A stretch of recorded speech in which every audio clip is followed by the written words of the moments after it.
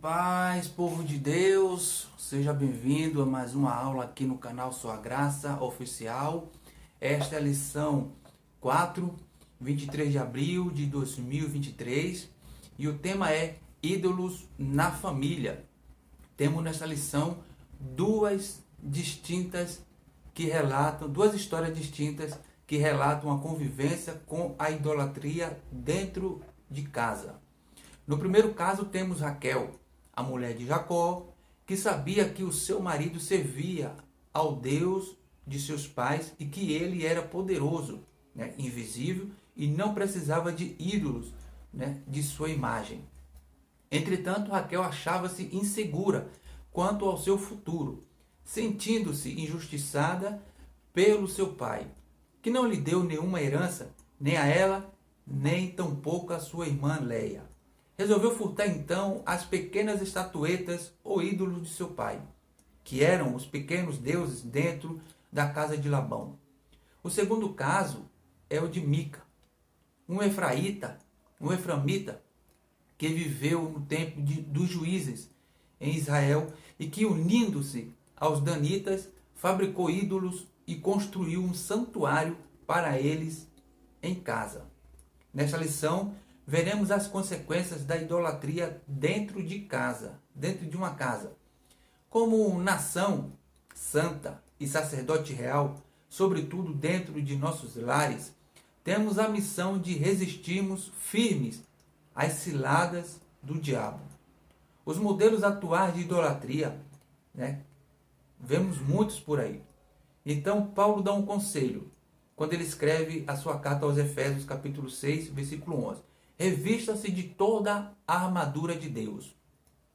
Na história de Jacó e sua fuga de Labão, em Gênesis capítulo 31, é mencionado que Raquel roubou os ídolos de seu pai Labão antes de partir com Jacó.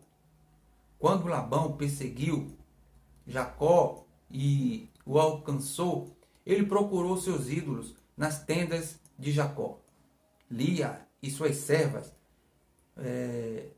e então não encontrou. Então ele entrou na tenda de Raquel.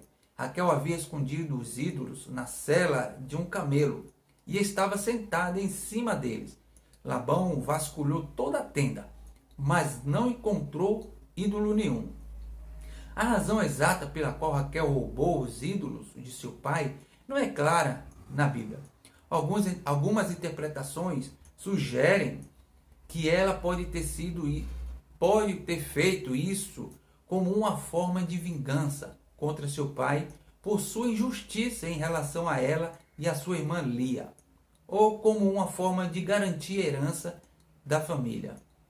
Outras interpretações sugerem que ela pode ter levado os ídolos como uma forma de proteção, ou por ainda estar ligada às práticas religiosas de sua família.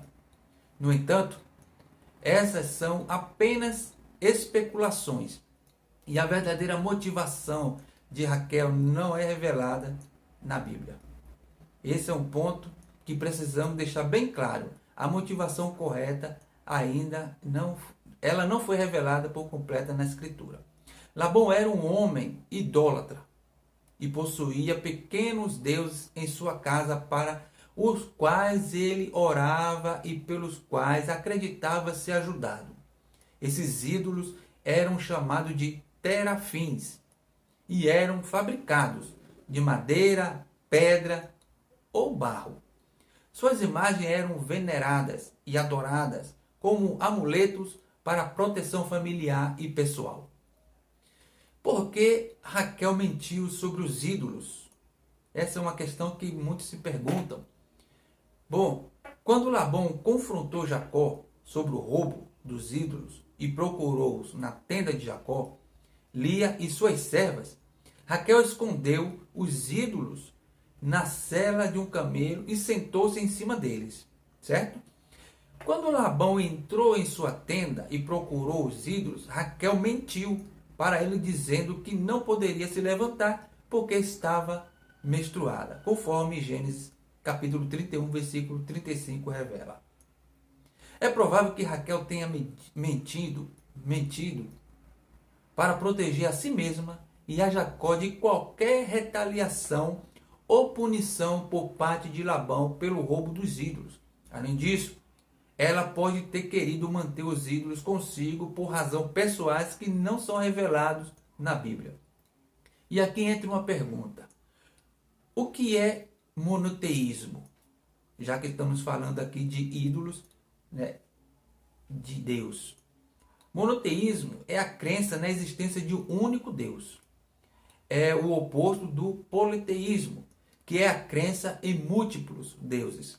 O monoteísmo é uma característica fundamental de muitas religiões, incluindo o judaísmo, cristianismo e islamismo. Nessas religiões, Deus é considerado o criador do universo e o único ser supremo digno de adoração. Existem alguns países que é monoteísta. Não é possível determinar quais países são monoteístas, pois a religião é uma escolha pessoal e pode variar amplamente dentro de um país. No entanto, existem países onde a maioria da população segue uma religião monoteísta. As três maiores religiões monoteístas do mundo são o judaísmo, o cristianismo e islamismo. Essas religiões têm seguidores em muitos países ao redor do mundo. Por exemplo, o cristianismo é a religião predominante em países como os Estados Unidos, Brasil e México, enquanto o islamismo é a religião predominante em países como Arábia Saudita, Irã e Indonésia. O judaísmo tem uma presença significativa em países como Israel e os Estados Unidos. O Brasil é monoteísta ou politeísta? Você já se perguntou sobre isso? Ou já surgiu essa dúvida? Alguém já te perguntou? O Brasil é um país com uma grande diversidade religiosa e cultural. Embora a maioria da população se identifique como cristã, que é uma religião monoteísta, também existem muitos seguidores de outras religiões, incluindo a religião politeísta e afro-brasileira como o candomblé e umbanda. Além disso, há também uma parcela significativa da população que se identifica como sem religião ou segue outras crenças espirituais. Portanto, não é possível classificar o Brasil como um país exclusivamente monoteísta ou politeísta. Qual é a religião predominante então no Brasil? A religião predominante no Brasil é o cristianismo, com a maioria da população, né, se identificando como cristã.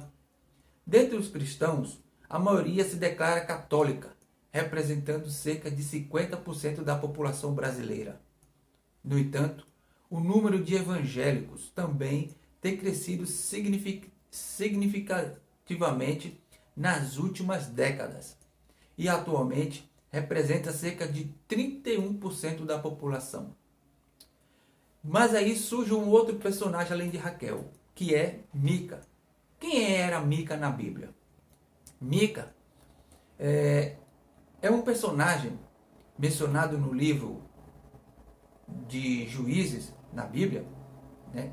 Que ele era um homem que morava na região da tribo de Efraim, né? E esse Mica, ele roubou 1.100 ciclos de prata de sua mãe. Né? Quando sua mãe soube, claro, ficou muito irritada, o amaldiçoou pelo roubo. Ele devolveu o dinheiro e ela usou parte dele para fazer uma imagem esculpida e um ídolo de prata. Mica colocou esses ídolos, né, em um santuário em sua casa e fez um éfode e terafins, ídolos domésticos, traduzindo aqui para que você entenda. Ele também instalou, né, um de seus filhos como sacerdote. Mais tarde, quando a tribo de Dan estava procurando por terras para conquistar, 5 guerreiros da tribo passaram pela casa de Mica e reconheceram a voz de um jovem levita que estava morando com Mica como sacerdote. Quando os guerreiros retornaram com 600 homens para atacar a cidade de Laís, eles passaram pela casa de Mica novamente e roubaram seus ídolos e levaram o levita com eles para ser seu sacerdote. Essa é a história dos ídolos de Mica contada em Juízes 17, versículo 18. Qual era a abominação que Mica cometeu? De acordo com a lei mosaica estabelecida no livro de Deuteronômio na Bíblia, era proibido fazer imagem esculpida ou ídolos de qualquer tipo para adoração. Está lá descrito em Deuteronômio,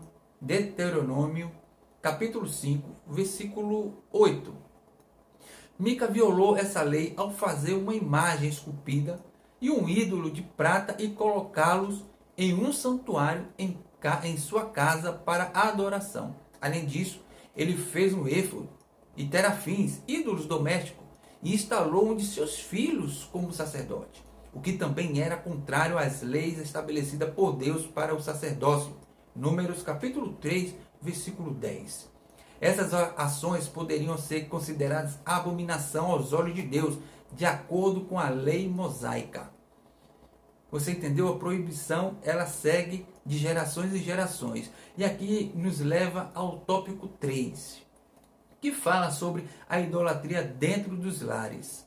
E ambas as histórias citadas, de Raquel e a de Mica, a crença em ídolos domésticos indicava a forte influência pagã em lares israelitas, o que não é diferente também nos dias atuais para a igreja cristã, e muitos têm sofrido influências mundanas.